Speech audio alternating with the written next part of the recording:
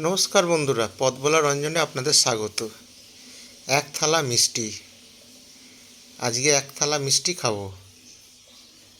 এই যে আমার হাতে ধরা রয়েছে এক থালা মিষ্টি, প্যাকেট থেকে বার করে থালায় ঢেলেছি। একটা একটা করে খাবো আর আপনাদের দেখাবো।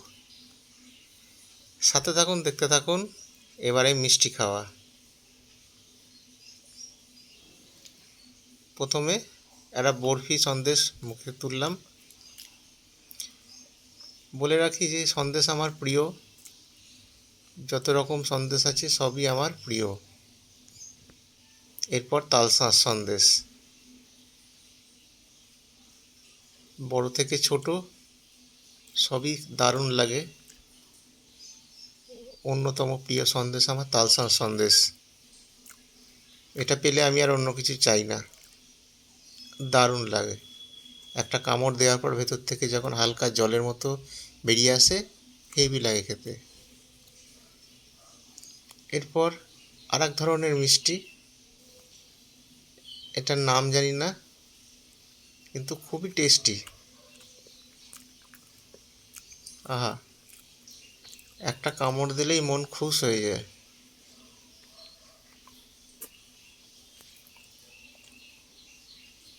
সাথে থাকুন, দেখতে থাকুন। পথভোলা রঞ্জনের সাথে এক থালা মিষ্টি খাওয়া।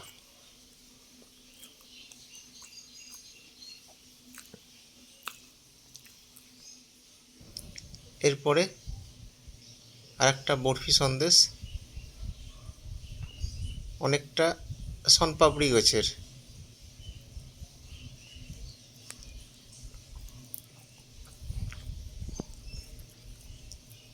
অনেকে ভাবছেন যে এত মিষ্টি খেলে সুগার হয়ে যাবে,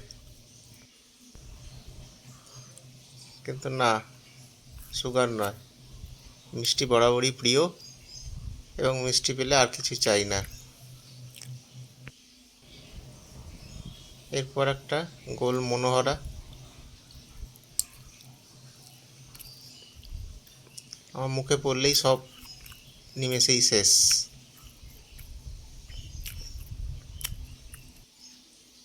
এবং সবচেয়ে প্রিয় কালাকাঁদ। এর স্বাদ গন্ধ সন্দেশ হেভি খেতে। অতুলনীয়। কালাকাঁদ মিষ্টি তো দারুণ খেতে। আর সব শেষে কমলাভোগ।